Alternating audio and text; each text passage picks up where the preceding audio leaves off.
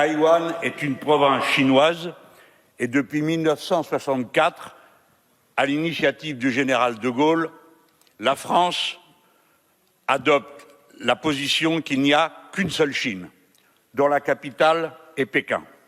C'est ma position. Comment cette province reviendra dans l'ensemble chinois, je ne le sais pas. Je souhaite, comme vous tous, que ce soit par des voies pacifiques et de concertation.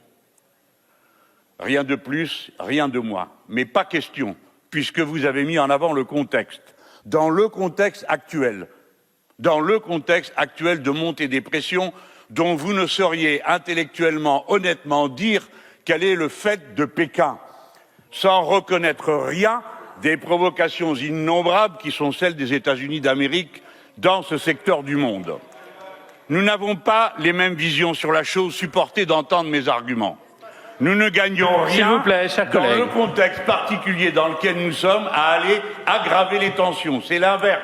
Nous devons tout faire pour désamorcer ces tensions.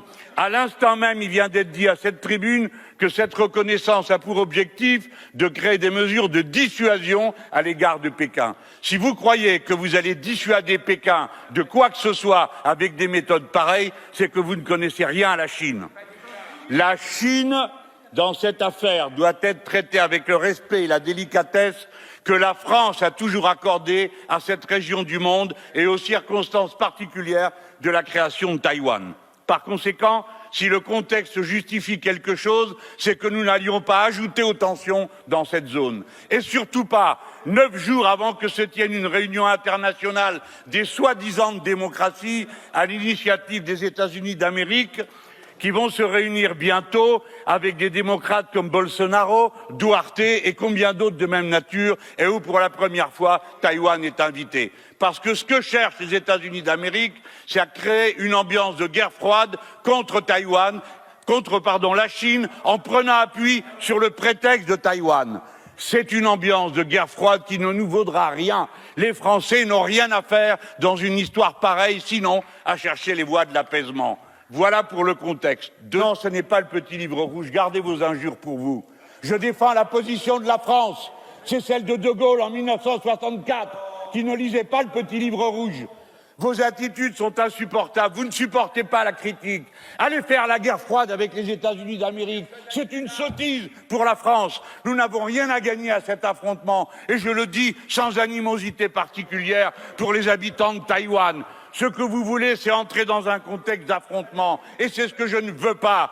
La France est une puissance indépendante qui n'a rien à faire des consignes que donnent les États-Unis d'Amérique. En 64, seule face au reste du monde, la France avait reconnu la Chine. Et aujourd'hui, vous avez peur, simplement parce que les États-Unis d'Amérique vous demandent de rejoindre le cortège de ceux qui font des menaces sur la Chine populaire. Tout simplement parce qu'elle est populaire et rien d'autre. Et tout simplement parce qu'elle est la première puissance économique du monde et qu'elle menace l'hégémonie des États-Unis d'Amérique. Vous commettez une erreur, collègues, et une double erreur, en utilisant des arguments, comme vous l'avez fait tout à l'heure, du multipartisme. Il n'y a pas de multipartisme avec Taïwan parce que ce n'est pas un État-nation. C'est une situation qui m'amène à conclure en vous disant que je partage la ligne de tous ceux qui, dans le monde, comme vous le savez, ne reconnaissent pas Taïwan, car il n'y a que 16 pays qui le font. Et je suis pour l'ambiguïté pacifique. C'est-à-dire qu'on ne fait rien et on attend que les choses se règlent entre Chinois. Et vous autres, vous n'avez rien à faire là-dedans. Que l'on ne soit pas d'accord, et d'ailleurs c'est un sujet d'une extrême gravité, compte tenu de la tension qui existe aujourd'hui et du contexte que vous signalez tous. D'ailleurs, nombre d'entre vous terminent en disant « Nous votons cette résolution parce que nous voulons nous opposer à l'hégémonisme que vous attribuez à Pékin. » Bon. Et de là, vous en déduisez que qui n'en veut pas détesterait le peuple de Taïwan, mais pas du tout. Moi, j'ai pour le peuple de Taïwan la même sympathie, la même empathie que j'ai pour le peuple de Canton, pour celui de Shanghai et des autres provinces chinoises. Je reconnais son talent, je reconnais son brio, son intelligence, sa capacité à s'adapter aux situations, bien sûr.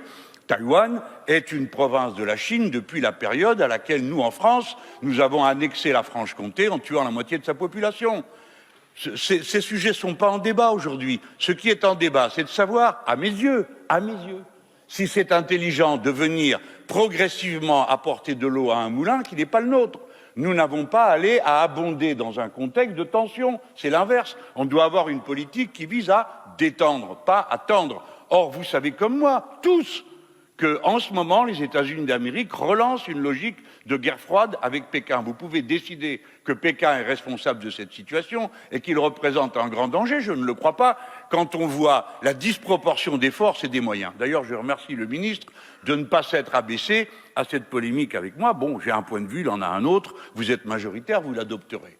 Mais je demande qu'on tienne compte de ce contexte et de la responsabilité singulière quand c'est la France qui parle.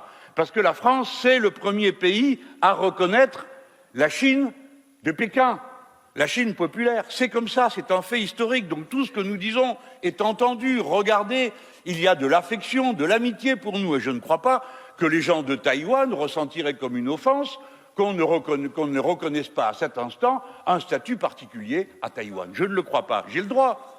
Je ne vois pas en quoi ça pourrait me rendre aussitôt objet de toutes sortes de vindictes que je trouve totalement disproportionné. L'hégémonisme aujourd'hui n'est peut-être pas là où vous le croyez, collègues.